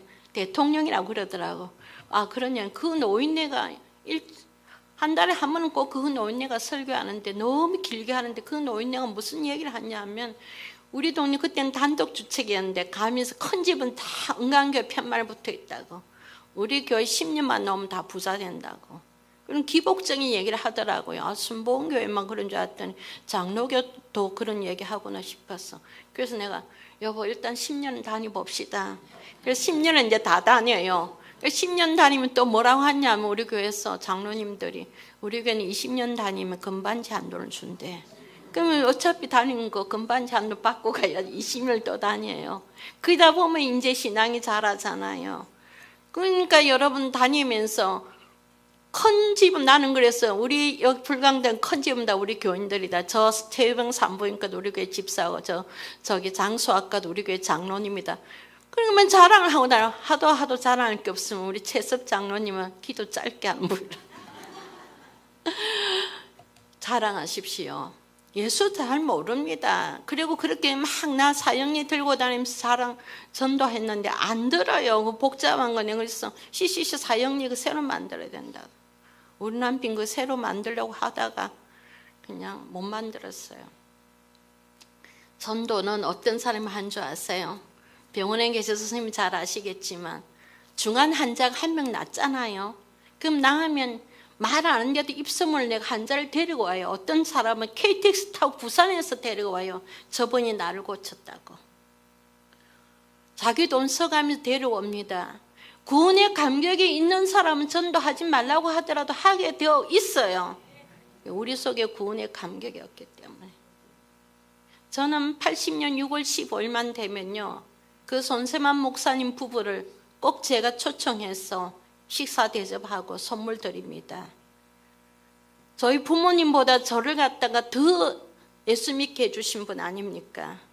손세만 목사님 이제 그만합시다. 오래됐지 않느냐 해서 안 된다. 내 죽을 때까지고. 내가 죽고 나니 목사님 부부가 더 오래 살아있으면 우리 아이들이 할 거라. 날마다 기도합니다. 왜냐하면 나를 전도했기 때문에. 그분들 나한테 이렇게 말해요. 내가 전도 한 명 잘했더니 전도사님이 많은 곳을 다니면서 복음을 전했는데 그 열매는 다 내 것입니다. 여러분들 전도한 사람 가운데 저 같은 사람이 나와서 나는 성은교회 어떤 권사님이 전도해서 내가 예수 믿게 되었다고 그러면서 간증할 그런 날이 올 것입니다. 그런 날이 올 것입니다. 오늘 권사님들요 꼭 그런 날이 올 거예요. 그래서 그 친구들 따라 열심히 다녔고, 그러다가 제가 이게 신앙적으로 자만하고 하다가 이제 남편이 아파서 이제 회개했는데, 그렇게 회개하면 남편을 살려주실 줄 알았어요. 근데 하나님께서 데려가셨어요. 만의 젊은 나이로. 평균 수명 80이고 아무리 못 살아도 60은 살 거라고 해서 제가 남편한테 늘 이렇게 말했어요. 애들 다 크거든. 우리 정년 퇴직하면 그때 일본 선교사로 가자. 나중으로 미루었는데 여러분, 나중은 내일은 하나님 것입니다. 내일은 아무도 장담 못합니다. 내일을 자랑하지 말라고 했어요. 잠언에. 오늘 하루 동안에 무슨 일이 생길지 모른다고 했습니다. 내일로 미루었어요. 근데 그 남편이 그렇게 짧게 죽을 줄 몰랐어요. 자기도 몰랐다고 그러더라고요. 근데 가고 난 뒤에 남편이 농협대학 교수로 있었는데 회계를 가르쳤는데, 가고 난 뒤에 내가 강의 노트를 보니까 이런 게 자기는 떠날 준비를 했던 것 같아요. 내가 태어났을 때 나는 울었지만 주위 사람들은 웃었다. 내가 죽을 때 나는 웃겠지만 주위 사람들은 울 것이다. 그리 아니하실지라도 감사함 하나님께 감사하는 그런 일종의 유서 같은 거, 유언장 같은 걸 남기고 갔는데, 어쨌든 본인은 죽을 걸 각오했던 것 같은데 나는 도저히 죽음을 받아들일 수가 없었어요.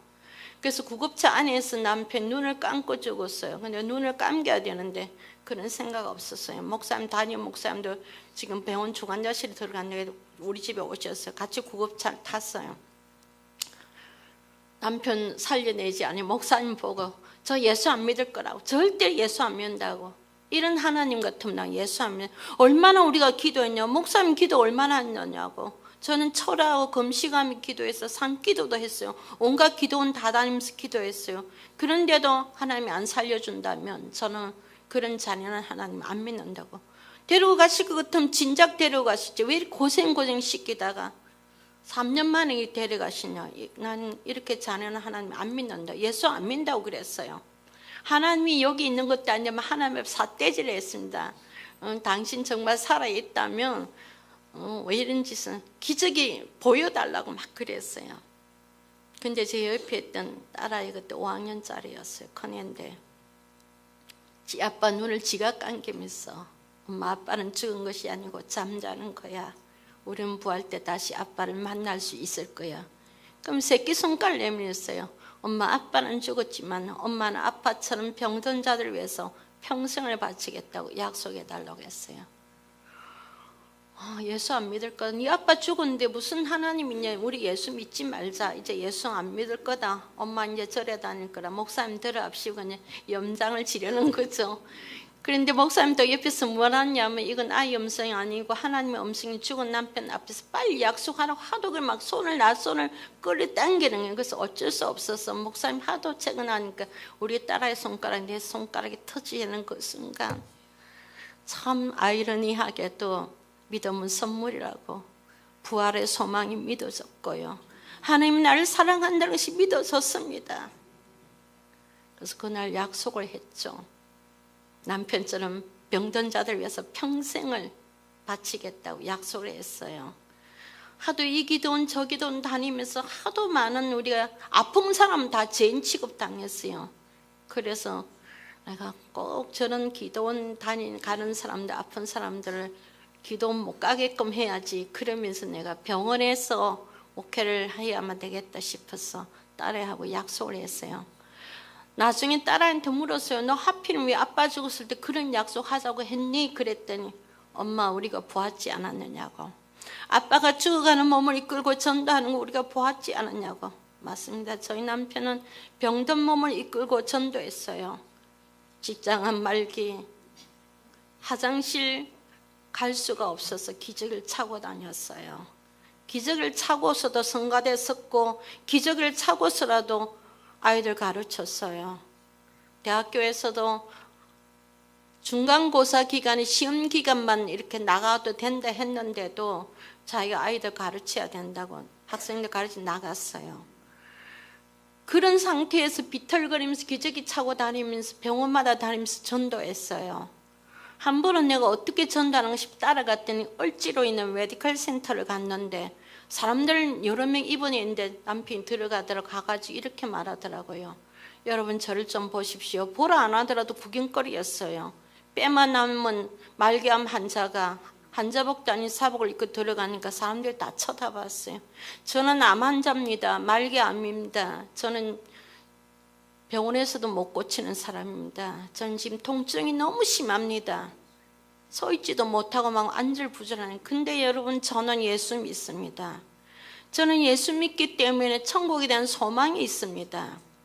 내가 부활에 대한 소망이 있습니다. 나를 더 살려주시면 더 감사하고 데려가시도 저는 언젠간 다시 부활의 소망이 있기 때문에 좋을 것입니다. 여러분들은 이렇게 죽어가는데 누구를 믿습니까? 예수 믿으세요. 그랬더니 사람들이 전 다 쳐다보고요. 내가 창피했어요. 데리고 나오는데 사람들이 나보고 시아버지냐 친정아버지냐 하더라고요. 얼마나 늙어 보였으면. 나와가 남편한테 막 화를 냈어요. 아니 뭐 나았다고 해도 저 사람들이 예수 믿을까 말까 하는데 아프다고 말하면서 예수 믿으라면 누가 예수 믿겠냐고. 그런 어리석은 짓 하지 말라고. 그때 남편 하는 말이 꼭 병 나은 사람만 전도할 수 있는 줄 아느냐. 하나님께서는 때를 얻든지 못 얻든지 전도하라고 했는데 그러면서 전도를 했는데요. 저는 그런 어리석은 소리, 융통성 없는 소리 하지 말라고 했어요. 사람이 지혜로워야지. 근데 가련동에 가면 청구 성심병원하고 있어요. 은평구에. 그 옆에 보면 일심병원은 또 병원, 지금 요양병원이 있는데 청구 성심병원에 갔다 일심병원 갔는데 그 당시 3층 계단 올라간 첫 병실에 남자 환자 4명이 입원해 있었어요. 그 병실에 우리가 3번째 갔어요. 갔는데 그 환자 중에 한 분이 장씨라는 성을 가진 분이 있었는데 그분이 저희 남편한테 이렇게 말하더라고요. 선생님 이제 그만 오십시오. 제 예수 믿을게요. 지금까지 저한테 많은 사람이 예수 믿으라 했는데 예수 안 믿었어요. 예수 믿고 병 나았다는 사람 있어도 예수 안 믿었고, 예수 믿고 복 받아서 아이들 학교 좋은 데 갔다 해도 예수 안 믿었습니다. 예수 믿고 부자 됐다 하더라도 저 예수 안 믿었습니다. 근데 선생님처럼 예수 믿고 아프다고 하면서 정직하게 말하면서 그 아픈 몸을 가지고 예수 믿으라 한다면 그 예수 진짜인 것 같습니다. 여러분, 내가 남편 말이 옳았습니다. 융통 없다고 했던 남편 말이 옳았어요. 전도는요, 우리 마음에 긍휼한 마음이 있고 간절한 마음이 있으면 없으면 없는 대로, 늙었으면 늙은 대로, 병들었으면 병든 대로, 못 배웠으면 못 배운 대로 그 간절한 마음이 하나님께서 들어주시고 하나님께서 받아주시는 마음입니다. 누가 전도할 수 없다고 감히 말할 수 있겠습니까? 죽어가는 암 환자도 말하는데, 사지마비된 환자가 한 번 내게 이렇게 말했어. 오늘 전도사님 저 두 사람 전도했습니다. 당신은 움직이지도 못하는데 어떻게 전도했냐 했더니 몸이 움직여야만 전도합니까? 아직 입이 살아있는데요. 친구 2명이 문병을 왔대요. 그래서 자기가 이렇게 말했대요. 너희들은 움직일 수 있어 너무 좋겠구나. 난 아무 데도 움직이는 곳이 없다. 근데 얘들아, 난 여기 와서 예수 믿게 되었다. 내 영혼은 자유롭단다. 너희도 예수 믿고 너는 몸도 영혼도 자유롭길 바란다. 그래서 두 사람을 전도했대요. 아픈 사람이 부탁하면 사람들이 들어줘요. 특히 죽을 때 우리 권사님들 믿지 않는 자식들 있으면 유언하세요. 꼭 예수 믿으라고 유언장 썼어요. 돈이 있어서 유언장 쓰는 거 아닙니다. 예수 믿으라고 유언장 쓰면 죽은 사람 소원은 들어주더라고요. 그럼 자녀들이 예수 믿게 되어 있습니다. 이야기 다른 데 흘렀어요. 그러다 보니까 남편이 죽고 난 뒤에 그 남편 아픈 걸 인해서 딸하고 약속을 해서 남편이 아팠던 그 세브란스 병원 전도사가 되어서 오늘에 이르고 있습니다. 남편 떠나고 난 뒤에 제가 36세 혼자 됐어요. 얼마나 사는 게 어렵던지요. 사모님 소리 듣다가 당장 가부 소리 듣게 되었어요. 자존심 상하고요. 남편 때문에 누렸던 그 기득권이 다 사라졌어요. 남편 살아있을 때는 별거 아닌 줄 알았어요. 당연히 늘 남편한테 집 시댁 가난하다고 남편 자존심 상한 얘기 많이 했어요. 친정 식구들 앞에서, 형제간들 앞에서 시댁 흉 많이 봤어요. 여러분, 믿는 여자들 시댁 흉 보지 마시기 바랍니다. 시댁 흉 보면 전도 길 막습니다. 내가 지금 생각하니까 퇴근해서 들어오는 남편요, 수고했다 고맙다 소리 안 하고 이거 없다 저거 없다, 내 친구 집에는 뭐 시댁에서는 집도 얻어주고 차도 사주고 냉장고도 있고 하는데 우리는 아무것도 안 해주고, 그런데 뭐 때문에 생활비 달라 하느냐. 내가 집 잘못 왔다. 내가 이럴 줄 알았던 부모 말 들을 것인데 내가 우리 부모 말 안 듣고 당신하고 만나서 내가 이 꼬라지 산다. 남편 자존심 상한 얘기 많이 했어요. 여러분, 손으로 때리기만 아픕니까? 말로서도 비수를 꽂을 수 있어요. 지금 살아있으면 안 그럴 건데요. 지금 살아있으면 퇴근에 오면 맨발로 뛰어내려 가방 들고 오늘 하루 종일 얼마나 고생했느냐고, 우리 벌어먹여 살린다고 얼마나 힘들었냐고, 사랑한다는 말 많이 했고 고맙다는 말 많이 했을 것인데 후회하지만 이미 늦었어요. 남편 떠나고 난 뒤는 애들 데리고 먹고 살 일이 힘들었어요. 그래서 이제 이만큼 늙었으니까 그때보다 좋을 줄 알았더니 그게 아닙니다. 우리 아들이 결혼할 때 내 옆에 누가 앉아야 될까? 그것도 고민이더라고요. 우리 애 큰아빠도 없고 누가 앉아야 될까? 시동생도 없고 그 사촌 시동생을 앉혔는데요. 그러면서 또 내가 뭐가 걱정이 되니, 요즘은 돌아가시 성첩장애는 고했었잖아요. 근데 또 내가 아프니까요. 제가 뇌 수술 2번 받았잖아요. 아프니까 남편이 있는 사람은 남편이 와서 동의서를 찍는데 전 남편이 없으니까 남편 데리고 와서 이거 서약하라고 서명해라 했는데 남편 없다니까 그 다음 아들을 찾더라고. 아들은 일본에 있기 때문에 아들은 일본에서 지금 유학 중이라 했더니 우리 딸한테는 하는데 우리 딸이 막 울었어요. 어쩌면 엄마가 수술하다 죽을 수도 있대. 첫 번째 수술하다가 죽을 뻔했기 때문에 심정지가 와서 두 번째 수술할 때는 우리 딸이 진짜 떨려가 서명을 못할 것 같다고 했는데 생각해보세요. 수술실에 들어가는데 우리 딸아이 우는 얼굴을 보는 순간에 아, 남편이 살아있다면 우리 딸은 남편 지 아빠 뒤에 있을 건데 내가 우리 애들한테 못할 짓을 하고 있구나. 아프니까요. 아프니까 검사 결과 보러 갈 때 내가 우리 딸 보고 밖에 있으라고 그랬어요. 남편이 있으면 남편하고 같이 들어가서 들을 건데 이만큼 나이가 이제 됐으니까 젊은 날은 옷을 뭘 입을까 화장을 해도 말이 많고 시댁에 가면 서방 잡아먹었다 하고 행동 거지가 참 불편했어요. 시댁 가는 것도 싫었어요. 근데 이만큼 나이가 드니까 내 친구들도 혼자 되는 사람들이 많이 생겨나더라고요. 그래서 나는 이제 자기들보다 이제 연차가 높으니 고참이잖아요. 근데 지난번에 이제 남편 돌아가신 지 30년 됐을 때 9월 18일 우리 딸이랑 같이 산소를 갔어요. 교회 묘지를 갔는데 큰 이제 꽃을 싸갔는데 딸이 이제 뭐라고 하냐면 지나가다 보니까 그 농길에 코스모스가 피어 있으니까 딸이 이렇게 말하더라고. 엄마 처음에 아빠 죽고 난 뒤에 엄마 우리 여기 올 때 시외버스 타고 와서 꽃 살 돈 없어서 저 코스모스를 꺾어가지고 아빠한테 갖다 뒀는데 이제 엄마 우리 내 차로 왔고 이렇게 제일 큰 화분 국화에 2개를 들고 왔으니까 아빠 좋아할 거라고. 그래서 하나님 우리 감사하자. 내가 거기 오르내리면서 많이 울었어요. 울었는데 어느 날 가만히 생각하니까 내가 애가 2이나 있는데 내가 남편 때문에 맨날 울고 있을 게 아니다. 이제 새로 시작하자. 우리 아이들 아빠를 얼마나 찾았는지 모릅니다. 어린이날 싫어했어요. 명절 싫어했어요. 남들이 기뻐하고 즐거워하는 날 우리 애들은 싫다고 했어요. 그런 아이들을 끌어안고 맨날 그랬어요. 아빠라고 부르고 싶거든. 하나님 아버지라고 많이 불러라. 하나님 너희들 아버지 되어주실 거다. 엄마도 여보라고 부르고 싶을 때 예수님을 내 신랑으로 여기고 예수님을 부르고 있단다. 그래서 우리 아이들랑 저랑 아빠라고 부르고 싶을 때는 하나님 아버지라고 많이 불렀고 여보라고 부르고 싶을 때는 예수님을 많이 불렀어요. 그런 가운데서 우리 홀로 30년이 됐습니다.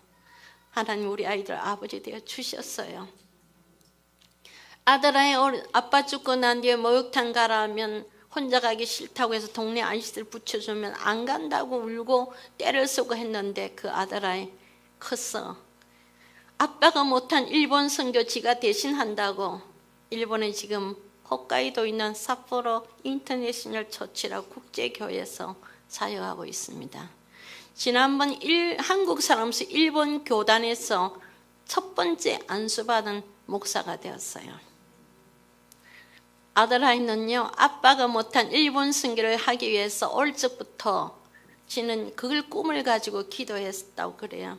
그래서 일본 가서 애니메이션 공부하고 상대도 가고 일본에 대학을 2개 했어요. 미국 가서도 공부하고 그러더니 나중에는 뜬금없이 홋카이도 신학대학원 가서 목사하겠다는 거야. 저 안 말렸어요. 지 아빠 말렸다가 내가 이랬댔는데 아들까지 나 아들 보고서 하나님 원한다면 그렇잖아 내가 힘들게 했는데 그 아들이 돈을 많이 벌 수 있게 됐는데 목사하겠다고 했어. 하라고 그랬어요. 얼마나 행복해하는지 몰라요. 요새 반항 감정 심하다고 하지만 그쪽에 장로들은 우리 아들이 딴 교회 갈까 싶어서 막 붙잡고 있는데요. 왜 우리 며느리가 피아노 반주하죠. 우리 아들에게 애니메이션 있기 때문에 주보하죠. 영상하죠. 찬양 인도하죠. 성가대 쓰죠. 국제교회는 일본말 잘하니까 꿈도 일본말로 꾸요. 잘하니까 그리고 이제 서양보가 있는데 영어도 좀 하잖아요. 그러니까 우리 아들을 안 놓치고 싶은 거야. 그래서 우리 아들은 일본 교회를 원하고 있어요. 왜냐면 한국 교회가 제일 시끄럽대요. 왜 일본 사람들 그러냐? 왜 한국 사람들이 예배를 드려서 시끄럽게 드리냐고. 그렇잖아요. 우리는 막 좀 말이 많잖아요. 편갈라가 싸움질하고 그러잖아요.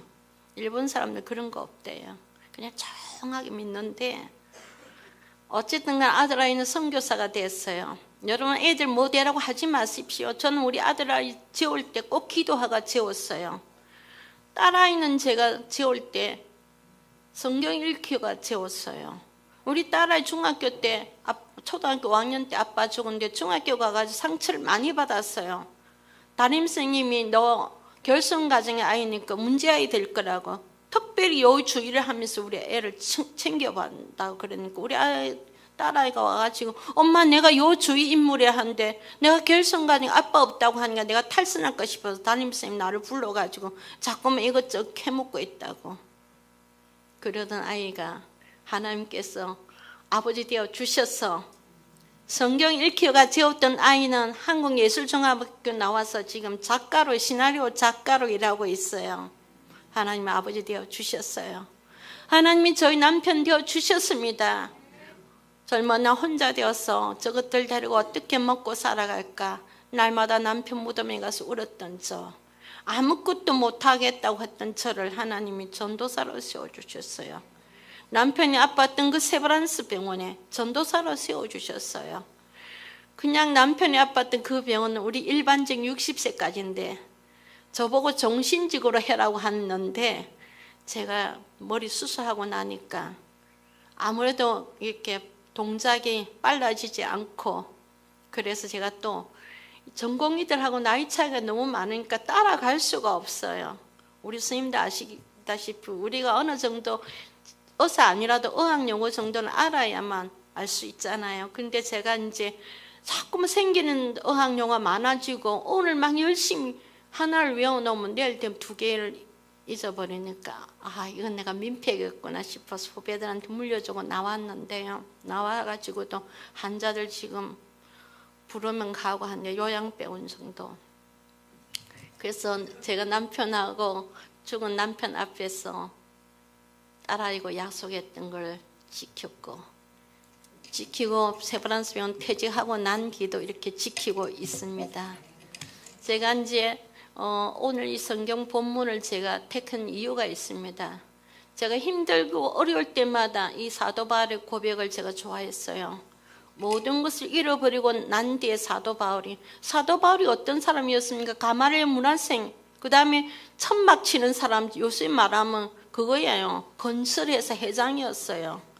그 유대인 중에 유대인 아닙니까? 바리새파람 서울대학 정도 되는데 가말리엘 문화생 최고의 엘리트였어요. 그 사람이 예수 때문에 모든 걸 잃어버렸잖아요. 자기 가진 것을 분토와 같이 똥오줌같이 여겼다고 했어요. 그러고 난 뒤에 그 사람이 얼마나 가난해졌습니까? 근데도 지금 현재 이 형편이 자족하다고 했어요. 그 사도 바울의 제가 고백이 내 고백이 되자, 그 내 고백이 우리 환자들 고백이 되자. 환자들한테 그래, 내가 아무리 기도해도 당신 없는 팔 생기지 않습니다. 내가 아무리 기도해도 당신 마비된 거 일어서 그럴 수 없습니다. 근데 우리는 기적이 일어나는 게 아니라 기적은 만들어갈 수 있습니다.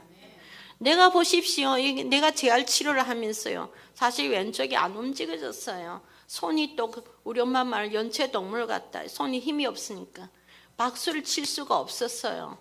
그래서 내가 이걸 재활을 포기하게 되면 우리 환자들한테 할 말이 없잖아요. 자기도 못하면서 우리 보고 맨날 재활하라고 힘내라고 했대. 그래서 하나님, 내가 여기서 포기하면 안 되니까 내가 길을 쓰고라도 일어서 걸어야 됩니다. 그래서 환자들한테 늘 그렇게 말해요. 우리가 알고 있지 않냐? 기적은 일어나는 것이 아니라 기적은 만들어가는 거라고. 여러분, 기적은 만들어가는 것입니다. 하나님은 우리 통해서 일하시고 우리는 하나님 없이는 일 못합니다. 우리는 하나님이 할 수 있도록 우리를 하나님의 도구로 사용하셔야 되고, 하나님은 우리의 조력자이십니다. 믿어야 됩니다.